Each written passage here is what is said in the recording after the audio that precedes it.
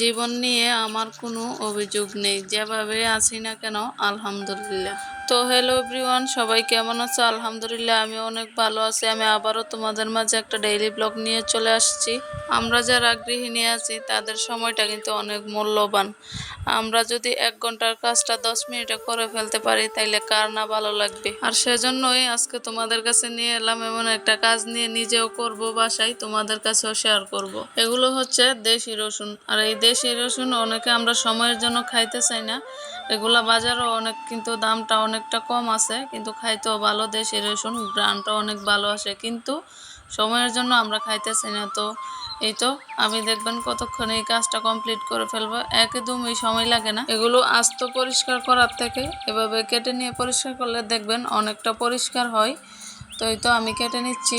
এখানে অন্য কোনো কাজ নাই, শুধু দা দিয়ে কেটে নিলেই হবে, আর কিছু করতে হবে না। এখন এই তো আমি হাত দিয়ে একটু কষলিয়ে নিচ্ছি। এই তো এখন একটু শুকনো আছে, এর জন্য এখন বেসিংয়ে চলে আসলাম রসুনটা পরিষ্কার করার জন্য অনেক ভালো করে। তো রসুনটা আমি ঢেলে নিচ্ছি, নিয়ে এখানে আমি বেসিং থেকে পানি দিয়ে দিব, দিয়ে 2 হাত দিয়ে কষলিয়ে নিব।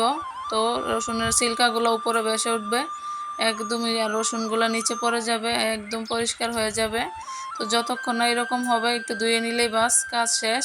ছিলকাগুলো একদম পানিতে ভেসে চলে যাচ্ছে, আর রসুনগুলো দেখেন একদম নিচে পড়ে আছে। তো এইভাবে আমরা গৃহিণীরা 1 ঘন্টার কাজটা 10 মিনিটে করে ফেলতে পারি। আর এইভাবে অনেক রসুন করাই সম্ভব। চাইলে কেউ যদি আস্ত রসুন এভাবে ছিলতে চাই, তাইলে এটা একটু হালকা কুসুম রসুনগুলো কোয়াগুলো খুলে, তাহলে এটা একটু হালকা গরম পানিতে ভিজিয়ে রাখলে 10 মিনিট বা আধা ঘন্টা ভিজিয়ে রাখবেন। তাহলে এভাবে হাত দিয়ে কচলানো দিবেন, আস্ত রসুনটা একটু ছেড়ে দিবে তাড়াতাড়ি। তো বাস আমি এখন এটা ঠান্ডা, এইভাবে কেটে নিলে ঠান্ডা পানি দিয়ে করলেই হয়। দেখুন কত সুন্দর করে পরিষ্কার হয়ে যাচ্ছে। আর এই কাজটা করতেও অনেক ভালো লাগে, এভাবে করতে অনেক ভালো লাগে। কিন্তু আমরা যদি একটা একটা করে করতে যাই, আসলে আমাদের বই লাগে কত, আর কত সময় নষ্ট, যে বসবো বসবো করে বসা হয় না। আর এটা যে কোনো সময় করা সম্ভব, করে ফেলতে পারি। এটা আমাদের গৃহিণীর জন্য বড়টা থেকে ছোটটা অনেক সহজ। এভাবে পানিটা যতক্ষণ পরিষ্কার না আসবে আমি একটু ভালো করে ধুয়ে নিব, এতেই যথেষ্ট হয়ে যাবে। তো বন্ধুরা, আমার ভিডিওটি যদি ভালো লাগে অবশ্যই লাইক করবা, কমেন্টে মতামত জানাবা, অবশ্যই অবশ্যই বন্ধুদের কাছে শেয়ার করে দিবা। আর পরবর্তীতে ভিডিও নোটিফিকেশন পাইতে চ্যানেলটি সাবস্ক্রাইব করে দিবা। আমি যখন এই ভিডিও আপলোড করব সবার আগে চলে যাবে তোমাদের কাছে। তো প্লিজ সবাই চ্যানেলটি সাবস্ক্রাইব করে দিবা। আমি রসুনটা এভাবে পরিষ্কার করি। তো রসুনটা প্রায় পরিষ্কার করা শেষ। তো আমি এখন একটা জাপিতে রেখে দেব পানি ঝরে যাওয়ার জন্য। দেখুন কত সুন্দর করে পরিষ্কার হয়ে গেছে, কতক্ষণে আপনাদের সামনেই করে নিলাম। ভিডিওটি নতুন গৃহিণীদের জন্য অবশ্যই কাজে লাগতে পারে। তো এভাবেই আমি জাবিতে অনেকক্ষণ রেখে দিব। রেখে দেওয়ার পর পানিটা ঝরে যাবে, ঝরে যাওয়ার পর আমি ব্লেন্ডার করে রেখে দিব, কারণ বাসায় আমার মশলা শেষ হয়ে গেছে। এজন্য ভাবলাম এগুলা তো আর প্রতিদিন নিয়ে বসা যায় না, তো ভাবলাম একসাথে কতগুলো করে রেখে দেই।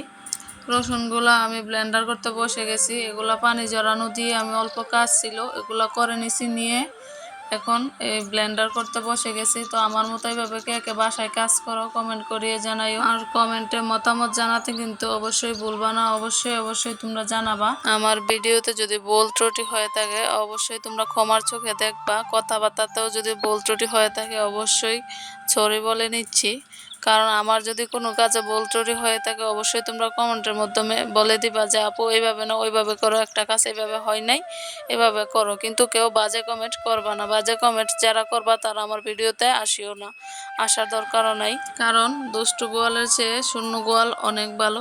আমরা হচ্ছে ছোট ইউটিউবার, আস্তে আস্তে মানুষ বড় হয়। আর আপনারা যদি পাশে থাকেন, সাপোর্ট দেন, ইনশাল্লাহ আমরাও একদিন বড় ইউটিউবারের মতো হইতে পারবো।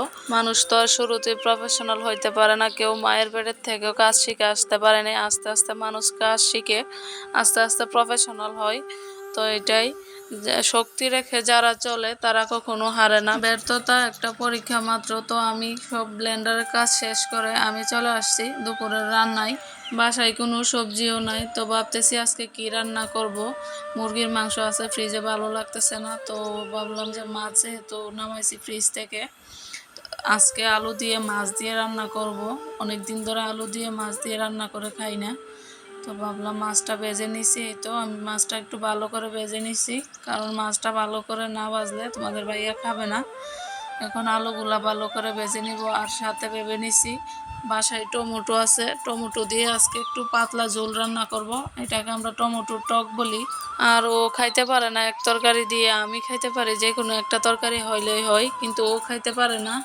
তো ভাবলাম এজন্য কি রান্না করব, টমেটো যেহেতু আছে টকটাই রান্না করে ফেলি, সবচেয়ে ভালো হবে। কারণ গরমের মধ্যে টমেটোর টকটাই ভালো লাগে। তো আমি 3টা টমেটো এখানে কেটে নিছি, নিয়ে পেঁয়াজ দিয়ে দিলাম, কাঁচামরিচ দিয়ে দিলাম, হলুদ দিলাম, মরিচ দিলাম। এখানে জিরা দেওয়া যাবে না টমেটোর টকের মধ্যে। দিয়ে এখানে পরিমাণ মতো পানি দিয়ে দিচ্ছি। আর মাছটা আমি ভেজে নিছি, কারণ কাঁচা মাছ দিলে ও খাবে না। অল্প একটু রান্না করব, শুধু 1 পিস মাছ দিয়ে। চুলার আরেক পাশ দিয়ে বসাই দিছি। তো এদিক দিয়ে টমেটোর টকটা রেডি করতে করতে আলুটাও একদম ভাজা হয়ে গেছে। আলুটাও একটু কড়া করে ভেজে নিলে ভালো হয়, গ্রানটা ভালো আসে। এখানে পেঁয়াজ আর কাঁচামরিচটা দিয়ে দিলাম, দিয়ে এখন পেঁয়াজটা ভালো করে ভেজে নিব। ভাজা হয়ে গেলে এখানে আমি দিয়ে দিব মশলা, লবণ, মরিচ, হলুদ, এগুলাই। এখানে তো আর এক্সট্রা কোনো কিছু দেওয়ার নাই। আমার মনে হয় এসব রান্না তো কম বেশ সবাই পারে, এটা তো আর তেমন বলে দেওয়ারও কিছু নাই। তো এই তো আমি ফুটন্ত পানি, গরম পানি সব তরকারিতে অ্যাড করি বেশিরভাগ। যারা আমার ভিডিও দেখো তারা জানো, ফুটন্ত গরম পানি ব্যবহার করলে হয় কি তরকারির টেস্টটাও ভালো থাকে, রান্নাটাও তাড়াতাড়ি হয়ে যায়, ওয়েট করতে হয় না। তো আমি একদিক দিয়ে রান্না বসাই, আরেক দিক দিয়ে রাইস কুকারে পানিটা হয়ে যায়। তো এখানে আলুর তরকারিটা একদম কমপ্লিট হয়ে গেছে রান্না। এই তো আলুর তরকারিটা এরকম মাখা মাখা ঝোল দিয়ে রান্না করলে আমার থেকে ভালো হয়। অনেকে আবার পছন্দ করে পাতলা ঝোল দিয়ে, তো আমার কাছে ওইটা পছন্দ না, এজন্য আমি এভাবেই রান্না করি। তো বন্ধুরা, তোমাদের সাথে কথা বলতে বলতে আমার রান্নাটাও একদম কমপ্লিট হয়ে গেছে। তো চুলার আরেক পাশ দিয়ে টমেটোর টকটাও রান্না করে নিছি। তো এখানে অল্প টমেটোর টকটা তেমন কিছু দেখানোর নাই, তো আমি চুলার আরেক পাশ দিয়ে একদম কমপ্লিট করে রান্না করে নিছি।